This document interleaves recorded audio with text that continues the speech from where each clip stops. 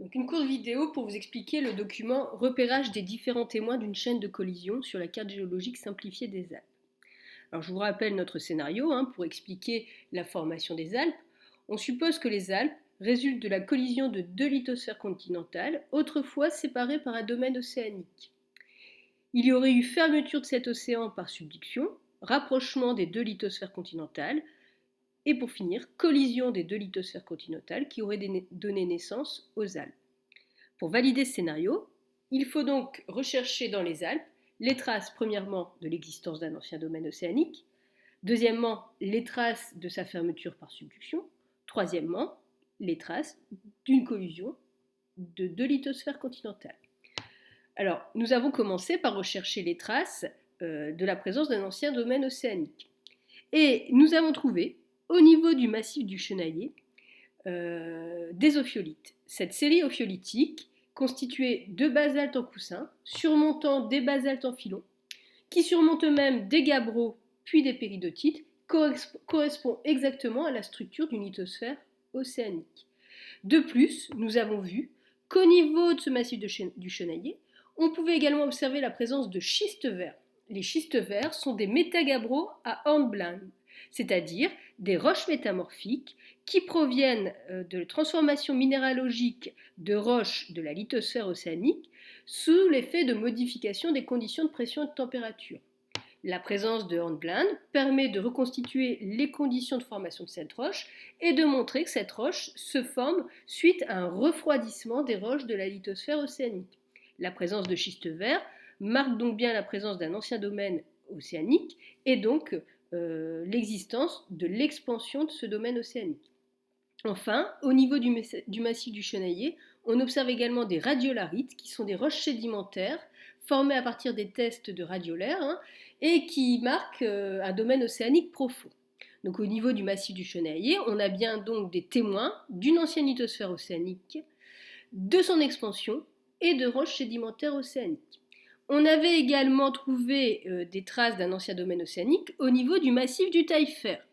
En effet, au niveau de ce massif, on observe la succession de blocs basculés, séparés par des failles normales districtes, entre lesquelles viennent s'accumuler des sédiments.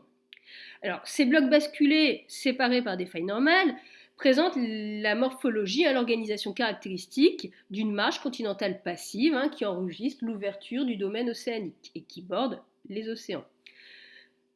Les roches sédimentaires qu'on trouve sont des roches caractéristiques du domaine océanique avec la présence de fossiles marins comme des ammonites ou des bélemnites ou des crinoïdes. Je vous rappelle, ce n'est pas noté ici, mais qu'au niveau de Digne, on a également trouvé la présence d'un cimetière à ammonites. Donc, les ammonites, ce sont des fossiles marins caractéristiques d'un domaine océanique profond. Donc, dans les Alpes, on retrouve bien des indices qui montrent la présence d'un ancien domaine océanique par le passé. Il faut maintenant montrer que ce domaine océanique s'est fermé par subduction. On a donc cherché, dans les Alpes, des roches métamorphiques provenant de la transformation des roches de la lithosphère océanique suite à une subduction, c'est-à-dire suite à une augmentation des conditions de pression et de température. On en a trouvé au niveau du Queyras et du mont Viso. En effet, au niveau du Queyras, on trouve des schistes bleus, c'est-à-dire des métagabbros à glaucophane, et au niveau du mont Viso, on trouve des éclogites, c'est-à-dire des métagabbros à jadéite et grenat. Ces minéraux caractéristiques permettent de reconstituer les conditions de formation de ces roches et de montrer que ces roches se sont formées pour des conditions de pression et de température élevées. Elles témoignent donc d'une subduction des roches de la lithosphère océanique. Par ailleurs, au niveau du massif du Doramera, on a également trouvé des métagrès à cohésite. La cohésite, c'est un minéral qui provient de la transformation minéralogique du quartz à très haute pression et très haute température.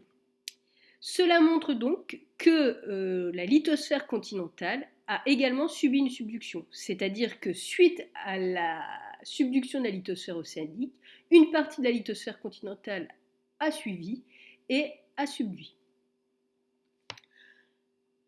Il faut ensuite chercher les traces d'une ancienne collision de deux lithosphères continentales. Cette collision a dû aboutir à un raccourcissement et un épaississement de la lithosphère continentale.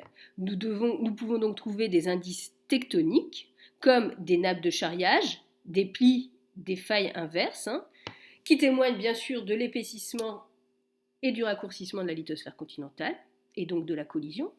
On en trouve bien évidemment dans les Alpes, mais aussi des indices pétrographiques, comme des roches métamorphiques de collision, c'est-à-dire des roches métamorphiques qui proviennent de transformations minéralogiques à l'état solide à partir de roches présentes sur la lithosphère continentale. Et on sait même que suite à cette augmentation des conditions de pression-température, on peut avoir fusion partielle, c'est-à-dire anatexie, et formation de granit de type migmatite. On trouve bien évidemment ce type de roche dans les Alpes.